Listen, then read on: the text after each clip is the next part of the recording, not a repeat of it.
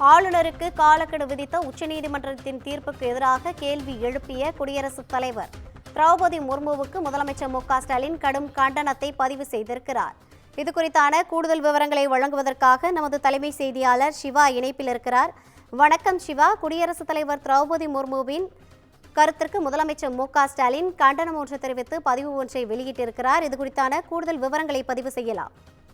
நிச்சயமாக ரவினா, அதாவது குடியரசுத் தலைவர் திரௌபதி முர்மு பதிவு செய்திருக்கக்கூடிய அந்த பதிவுக்கு தமிழ்நாடு முதலமைச்சர் மு.க.ஸ்டாலின் ஒரு பதிவை தற்போது தன்னுடைய பக்கத்தில் மேற்கொண்டிருக்கிறார். அந்த பதிவுல தமிழக ஆளுநர் தொடர்பான வழக்கு மற்றும் பிற முன்னுதாரணங்கள்ல உச்சநீதிமன்றங்கள் ஏற்கனவே தீர்ப்பு வழங்கி அரசியலமைப்பு நிலைநாட்டி இருக்கக்கூடிய நிலையில அதனை தகர்த்தெறியக்கூடிய முயற்சிக்கும் மத்திய அரசினுடைய ஜனாதிபதி தெரிவித்திருக்கக்கூடிய அந்த கருத்து என்பது குறிப்பாக வன்மையாக கண்டிக்கத்தக்கது என்று முதலமைச்சர் மு.க.ஸ்டாலின் குறிப்பிட்டிருக்கிறார். மக்களினுடைய ஆணையை குறை மதிப்பிடுவதற்கு உட்படுத்தக்கூடிய வகையில பாஜகவினுடைய கட்டளைப்படிதான் தமிழக ஆளுநர் செயல்பட்டார் என்பதை இந்த முயற்சி தெளிவாக அம்பலப்படுத்துகிறது என்று முதலமைச்சர் தெரிவித்திருக்கிறார். அதற்கு மட்டுமல்லாமல் இது ஜனநாயக ரீதியாக தேர்ந்தெடுக்கப்பட்ட மாநில அரசுகளை மத்திய அரசுடைய முகவர்களாக செயல்படக்கூடிய ஆளுநர்களுடைய கட்டுப்பாட்டின் கீழ் கொண்டு வந்து பலவீனப்படுத்தக்கூடிய ஒரு முயற்சி தான் தவிர வேறொன்றும் இல்லை என்று அவர் குறிப்பிட்டிருக்கிறார்.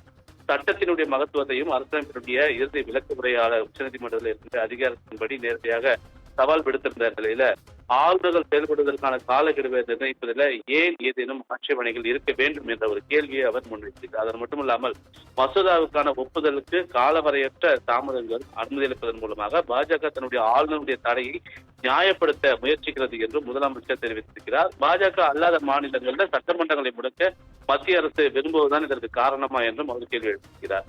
நாடு முழுவதும் ஒரு முக்கியமான கட்டத்தில் தற்போது நிற்கிறது என்றும் இந்த குறிப்பில் எழுப்பப்பட்டிருக்கக்கூடிய பல்வேறு கேள்விகளின் அடிப்படையில் அரசியலமைப்பின் அடிப்படையிலும் அதிகார பகிர்வை சிதைத்துக் கொண்டிருக்கின்ற மத்திய அரசு என்றும் எதிர்க்கட்சிகளுடைய ஆதிக்கம் செலுத்தக்கூடிய மாநில சட்டமன்றங்களை செயலிழக்கக்கூடிய வகையில் பாஜக தலைமையிலான மத்திய அரசு மிகப்பெரிய ஒரு தீய எண்ணத்தோடு அதனை செயல்படுத்துகிறது என்றும் இது மாநில சுயாட்சிக்கு ஒரு தெளிவான அச்சுறுத்தல் என்றும் அவர் குறிப்பிட்டிருக்கிறார். இந்த மோசமான சூழ்நிலையில அரசியல் அமைப்பை பாதுகாக்கக்கூடிய இந்த சட்ட போராட்டத்தில் பாஜக அல்லாத அனைத்து மாநில கட்சித் தலைவர்களும் இணைய வேண்டும் என்ற ஒரு அழைப்பையும் முதலமைச்சர் மு.க.ஸ்டாலின் முன்வைத்திருக்கிறார்.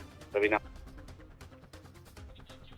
விரிவான தகவல்களை வழங்கியமைக்காக நன்றி சிவா.